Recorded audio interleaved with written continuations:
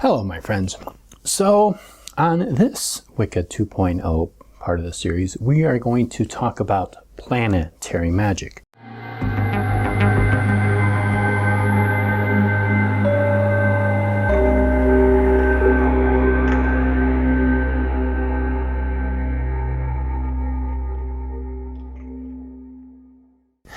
Now, planetary magic is one of those things that not everybody uses and nobody has to use it. And there are different theories behind it, and some people take it to a very far extreme. Some people don't really pay any attention to it at all. So one of the things I want to share with you is something that is written in the Key of Solomon. It reads, "So exact is a preparation of days and hours is not necessary for those who are adepts in the art, but it is extremely necessary for apprentices and beginners, seeing that those who have been little or not at all instructed herein, and they only begin to apply themselves to this art, do not have as much faith in the experiments as those adepts therein, and who have practiced them.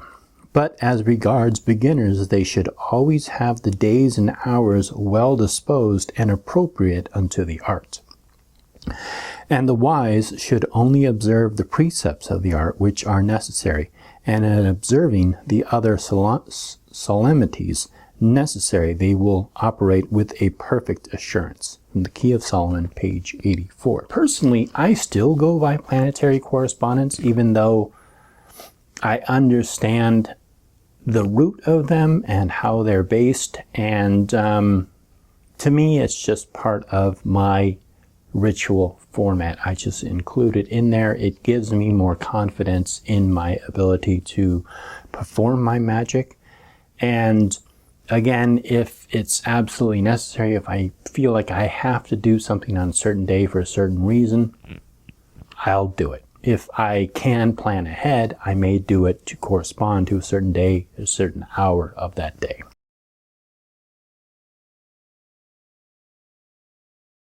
So how did we get the names of the days of the week? So we have, in our solar system, we have 11 planets. The ancients only knew about 7. Pluto was discovered in 1930. Neptune was discovered in 1846, and Uranus was discovered in 1791. Before that, the ancients only knew that there were 7 planets. Those are the Sun, Mercury, Venus, Moon, Mars, Jupiter, and Saturn. It's hard to place a date on when exactly these planets were discovered, because we have known about these planets going back to Babylonian times. We've had it going. People have been looking at the stars and observing the stars that long ago, so it's really hard to tell when we discovered each one of the planets. Now, the ancients named the planets after their gods. For example, the Latin names of the days of the week are Dies Solis, or Dies Dominicus, Dies Lunae, Dies Martis, Dies Mercury, Dies Jovis, Dies Veneris, Dies Saturni.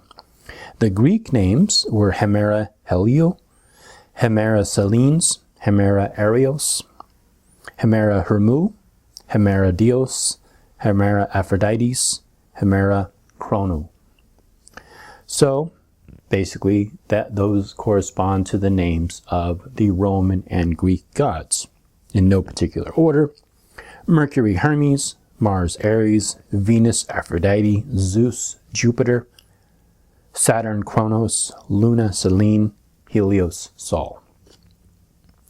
So today in modern English, we have the names of the days of the week that have come down to us are based off the Germanic language, which goes back to the Old Saxon, which then goes to the Norse. So we have Sunday, day of the sun, Monday, day of the moon, Tyr's Day, which is day of Tyr, a Norse god, And then we have Wednesday, which is Woden's day, which is Odin in Norse mythology. We have Thursday, which is Thor's day. And then we have Friday, which is Freya's day. And then Saturday.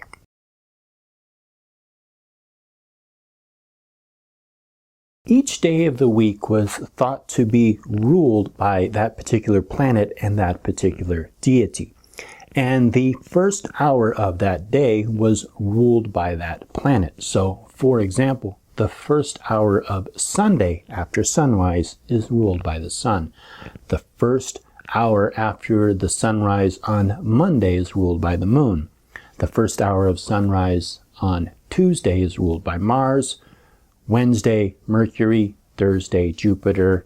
Friday, Venus. And then Saturday, Saturn.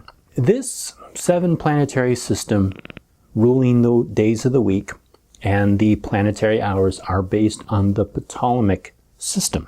So you may have seen this symbol before. This 7-pointed star symbol calculates the days of the week and the ruling planets of each hour. Following the inner path of the star shows the days of the week, and the outer arrangements calculate the planetary rulers of each hour of each particular day. So starting up at the top with Sunday, if you follow the line down on your right hand side, it goes down to Monday, and then it goes up again, up to the left for Tuesday, down again to the right for Wednesday, straight across to the left Thursday, and then up to the right for Friday, and then down again to the left for Saturday, and then returning back up to the middle, the upper middle for Sunday. This is a planetary calculator. It is based on the ancient Ptolemaic system. It is by no means accurate of the planet's actual movements, and it simply outlines which planets rule which hours after sunrise, based upon the ancient assumption of the planet's distances and movements in accordance to the Earth. Going clockwise from the current day of the week, the planet rules each hour from the first hour of sunrise through to the 24th hour of the day. So, for example, the first hour of Sunday is ruled by the sun, the second, Venus, third, Mercury, the fourth, the moon, fifth, Saturn, sixth, Jupiter, seventh, Mars, and back around to the sun for the 8th. And it continues around to the 24th hour. If the day is Monday, then the sequence would begin the first hour of the moon, second would be Saturn, third Jupiter, etc., etc. So when this calculator is understood, it can make it very easy to calculate which hour is ruled by which planet. If you have a hard time grasping this, don't worry. Most books include a very simple chart to follow which day has which hour is ruled by which planet. As each planet revolves in our solar system in relation to where the Earth is, and the Earth revolves around the sun, and all the planets revolve around the sun. The Earth has its own rotation, and each planet, as it moves in relation to the Earth, can appear that it stands still, or that it actually moves backwards. This is where we get the concept of retrograde. So even though the Earth and, for example, Mercury are still moving around the sun, their relation to each other at certain times of the year can make it appear that Mercury is standing still or actually going backwards.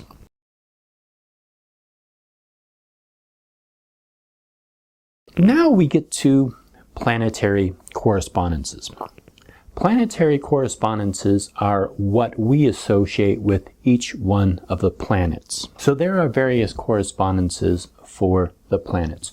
You'll find them in such books as Aleister Crowley's 777, my particular favorite, which happens to be the 3 Books of Occult Philosophy by Cornelius Agrippa.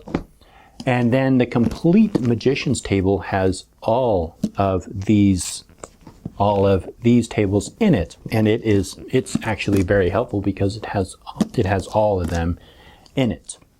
So each planet has its associated color with it, its own vibration, its own herb, its own stone, its color, and also various astrological houses are associated with each planet. So using these in relation to your planetary magic can help to emphasize the powers and what governs that particular planet. For example, the sun, meaning is to integrate. Its governing power is the will. The element is fire. Astrological symbol is Leo. The stone's colors are yellow, orange, and red. Herbs are bright and sunny, and the color is yellow. So again, these correspondences can be broken down further into each one of these books, and depending upon the tradition that you follow, you may not follow the exact system of Crowley. You may favor more of the system outlined by Henry Cornelius Agrippa. So this is just an example of the various associations that you would make with each particular planet. Depending upon your tradition or your path, you may not even use these, but if you do use it, it may slightly differ or change depending upon your particular tradition or your path. So, for example, you may not associate the colors yellow, orange, and red with the sun. You may only use yellow or only orange or only red, or something sort of similar to that. One of the things I would like to point out to you is to understand the rules of these ancient systems before you change them. There is a strong collective consciousness associated with the planets and their representations. And if you are using these same correspondence for these planets, you are tapping into that collective unconsciousness or collective consciousness. If for some reason you associate something that's very bizarre with a planet, like let's say Saturn you associate more with Venus attributes, again, it can detract from your ability to perform the magic and tap into this collective consciousness.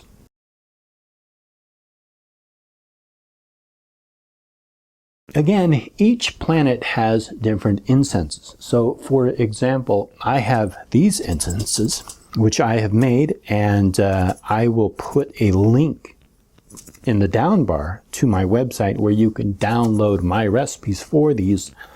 And I just want to warn you that some of the ingredients, in particular these incense that I made, are based off of the 3 books of occult philosophy, and some of the ingredients are from the glands of animals or rare trees or rare herbs, which are hard to come by nowadays. And so you may want to use synthetic scents, like let's say synthetic musk or other synthetics, so that you do not use any animal products in your incense, or maybe you are using a very rare type of incense.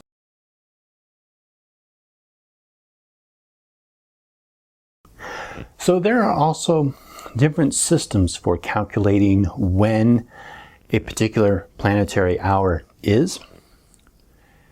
And the easiest way is to calculate each planet has 1 hour.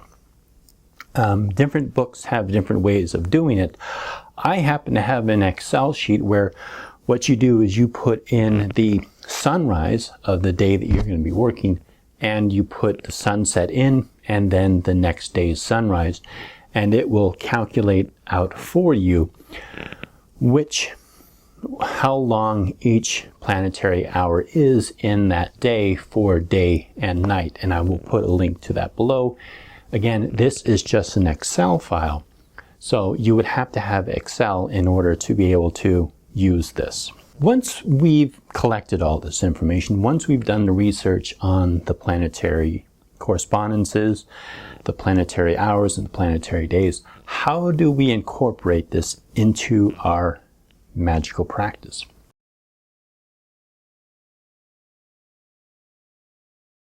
So this is the heart of planetary magic. So if you are, say, you want to be successful financially or in business, you could use correspondence that relate to the sun and or Jupiter to give a little extra oomph to your magic. So for example, you may use stones which are associated with the sun, herbs that are associated with the sun. You may want to perform your magic on a Sunday and maybe use yellow, and what this does is it just helps to energize your magic. Same thing with Venus. If you wanted to do a spell to help you to become more sociable or to get love in your life, you may use the planet of Venus and the day of Friday. So you may use colors which are associated with Venus, like let's say green or red or pink, and you may use flowers and stones that are associated with Venus and love. You can also use Mercury for communication.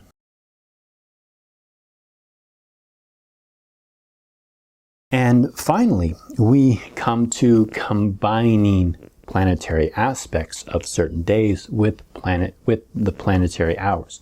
So for example, if you are working on if you are trying to work a spell for financial or business success, you may do your spell work on a Sunday to get that sun energy and use a lot of sun correspondence and symbolisms with it.